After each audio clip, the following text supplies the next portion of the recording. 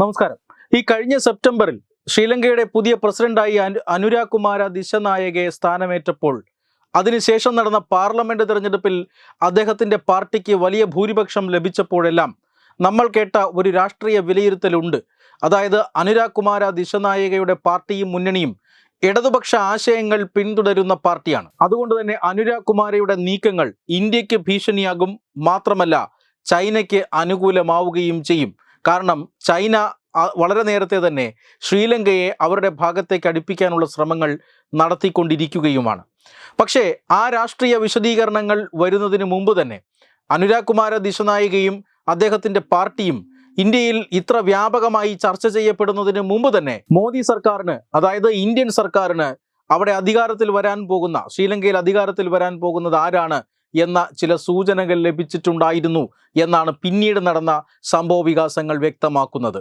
അതായത് ശ്രീലങ്ക ഒരു വലിയ സാമ്പത്തിക പ്രതിസന്ധിയിൽപ്പെട്ട് ശ്രീലങ്കയിലെ ഭരണകൂടം തകർന്നടിയുമ്പോഴും ശ്രീലങ്കൻ പ്രസിഡന്റ് അവിടെ നിന്ന് പലായനം ചെയ്യുമ്പോഴും ശ്രീലങ്കൻ പ്രസിഡന്റിന്റെ കൊട്ടാരത്തിലേക്ക് ജനങ്ങൾ ഇരച്ചു കയറി അവിടെ നിന്നുമെല്ലാം പിറക്കിയെടുത്തു കൊണ്ടുപോകുന്ന കാഴ്ച ലോകം കാണുമ്പോഴും ശ്രീലങ്കയെ എങ്ങനെ തിരികെ കൊണ്ടുവരാമെന്നും ശ്രീലങ്കയുടെ നില എങ്ങനെ ഭദ്രമാക്കാമെന്നും ചിന്തിച്ചു തുടങ്ങിയത് ദില്ലിയിലാണ്. അന്ന് വലിയ രാഷ്ട്രീയ സ്വാധീനമുണ്ടായിരുന്ന നേതാവൊന്നുമായിരുന്നില്ല അനുരാഗ് കുമാര.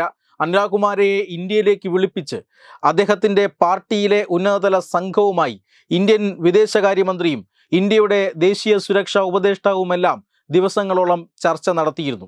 പിന്നീടാണ് അവിടെ തെരഞ്ഞെടുപ്പ് നടന്നതും അനുരാഗ് കുമാര ദിശനായക അവിടെ പ്രസിഡന്റ് ആകുന്നത്.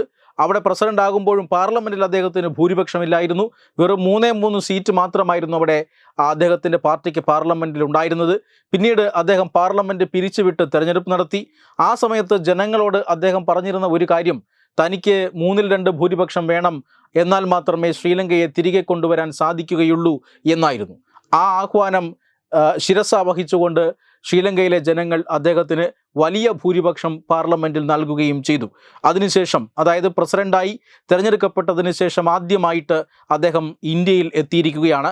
ഡിസംബർ 15 മുതൽ, അതായത് ഇന്നലെ മുതൽ അദ്ദേഹത്തിൻ്റെ ഇന്ത്യ സന്ദർശനം ആരംഭിച്ചു. ഈ മാസം 17-ാം തീയതി വരെ അദ്ദേഹം ഇന്ത്യയിലെ വിവിധ പരിപാടികളിൽ പങ്കെടുക്കും. ഇന്ന് ശ്രീലങ്കൻ പ്രസിഡന്റിൻ്റെ നിർണായകമായ ദിവസമായിരുന്നു. അദ്ദേഹം ഇന്ത്യൻ രാഷ്ട്രപതിയുമായി ചർച്ച നടത്തി. ഇന്ത്യൻ രാഷ്ട്രപതി ഭവനിൽ അദ്ദേഹത്തിന് ഔദ്യോഗികമായ ഒരു സ്വീകരണം തന്നെ ഇന്ത്യ ഒരുക്കി. അതിനുശേഷം പ്രധാനമന്ത്രി നരേന്ദ്രമോദിയുമായി ചർച്ച നടത്തി. വിദേശകാര്യമന്ത്രി എസ് ജയശങ്കറുമായി ചർച്ച നടത്തി. അതോടൊപ്പം തന്നെ അജിത് ഡോവലുമായിട്ടുമുള്ള ചർച്ചകളും അദ്ദേഹം പൂർത്തിയാക്കിയിട്ടുണ്ട്. ഇനി ചില ബിസിനസ് മീറ്റിങ്ങുകളും അതോടൊപ്പം തന്നെ ബോധഗയ സന്ദർശനം പോലെയുള്ള പരിപാടികളും ശ്രീലങ്കൻ പ്രസിഡന്റിനുണ്ട്. എന്തായാലും ഒരു കാര്യം വ്യക്തമാണ്, ചൈനയല്ല ശ്രീലങ്കയുടെ അടുത്ത ആത്മമിത്രമാകാൻ പോകുന്നത്, ഇന്ത്യ തന്നെയാണ് എന്നാണ് ഈ സന്ദർശനം സൂചിപ്പിക്കുന്നത്.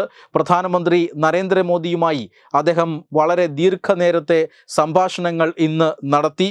അതായത് സാമ്പത്തിക സഹകരണം, ഇരു രാജ്യങ്ങളും തമ്മിലുള്ള സാമ്പത്തിക സഹകരണം, ഇരു രാജ്യങ്ങളുടെയും മേഖലകൾ, അന്താരാഷ്ട്ര മേഖലകളിലെ സുരക്ഷ അത് വർദ്ധിപ്പിക്കുന്നത് എങ്ങനെ, ടൂറിസം, ഊർജം തുടങ്ങിയ മേഖലകളിൽ എങ്ങനെയാണ് സഹകരിച്ച് പ്രവർത്തിക്കുക, ഇത്തരം ചർച്ചകളാണ് നടന്നത്. തീർച്ചയായും ശ്രീലങ്കയെ കൈ അയച്ച് സഹായിക്കുന്ന ഒരു നിലപാടാണ് ചർച്ചകളിൽ ഇന്ത്യ സ്വീകരിച്ചിട്ടുള്ളത്. കാരണം സാമ്പത്തിക സഹകരണവുമായി ബന്ധപ്പെട്ട ചർച്ചകൾ തീർച്ചയായും സഹായിക്കുക ശ്രീലങ്കയ്ക്കായിരിക്കും.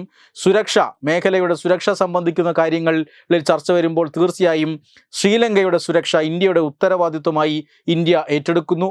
മാത്രമല്ല, ഇന്ത്യക്ക് സുരക്ഷാ ഭീഷണി ഉണ്ടാക്കുന്ന യാതൊന്നും ശ്രീലങ്കയിൽ നടക്കുന്നില്ല, അല്ലെങ്കിൽ മറ്റു രാജ്യങ്ങൾ ശ്രീലങ്കയിൽ നടത്തുന്നില്ല എന്ന് ശ്രീലങ്ക ഉറപ്പുവരുത്തും. അവിടെ പരസ്പര സഹകരണം ഇരു രാജ്യങ്ങൾക്കും ഗുണം ചെയ്യുന്നുണ്ടാവും. ടൂറിസം ആയാലും ഊർജ്ജ മേഖലയായാലും ഈ ചർച്ചകൾ തീർച്ചയായും ഫലമുണ്ടാക്കുക ശ്രീലങ്കൻ സർക്കാരിന് തന്നെയായിരിക്കും. ഈ രീതിയിൽ നിർണായകമായ ചർച്ചകളാണ് ശ്രീലങ്കൻ പ്രസിഡന്റ് ഇന്ത്യയുമായി നടത്തിയിട്ടുള്ളത്. തീർച്ചയായും ഇന്ത്യ ശ്രീലങ്ക ബന്ധം അത് പുതിയൊരു തലത്തിലേക്ക് കടക്കുകയാണ്. നേരത്തെ തന്നെ ശ്രീലങ്കയെ കടക്കണിയിലാഴ്ത്തി ശ്രീലങ്കയിലെ ചില തുറമുഖങ്ങൾ ഒക്കെ ഓപ്പറേറ്റ് ചെയ്യുന്ന രീതിയിൽ ശ്രീലങ്കയിൽ ചില ഇന്ത്യ വിരുദ്ധ പ്രവർത്തനങ്ങൾ നടത്താൻ ചൈന ശ്രമിച്ചിരുന്നു. ശ്രീലങ്കയുടെ ഹംബൻതോട്ട തുറമുഖത്തിൽ ഒരു നിരീക്ഷണ കപ്പൽ അടുപ്പിച്ചുകൊണ്ട് ദക്ഷിണേന്ത്യയിൽ നടക്കുന്ന ചില കാര്യങ്ങളുടെ വിവരങ്ങൾ ശേഖരിക്കാൻ ചൈന ശ്രമിച്ചിരുന്നു. അതിനെതിരെ ഇന്ത്യ വലിയ പ്രതിരോധം ഉയർത്തിയതും നമ്മൾ കണ്ടതാണ്. ഇപ്പോൾ ആ രീതിയിൽ ഇന്ത്യക്കെതിരെയുള്ള ഒരു ഉപകരണമായി ചൈന ശ്രീലങ്കയെ ഉപയോഗിച്ചേക്കാം എന്ന ഒരു ധാരണ പടരുന്നിടത്താണ് ശ്രീലങ്കയും ഇന്ത്യയും തമ്മിലുള്ള ആത്മബന്ധം, നയതന്ത്ര ബന്ധം പുതിയ ഒരു തലത്തിലേക്ക് കടക്കുന്നത്. Web desk Tatwamayi news. Powered by Jyotis. Realizing your dream home. Our ongoing luxury apartments projects are Crown near Karivattam, The Square near UST Global, White Manor near Attigal Ambalathara, and Evergreens Luxury Villas near Tirumala. Call 90482 55599. Jyotis Building Promoters Private Limited, Thiruvananthapuram.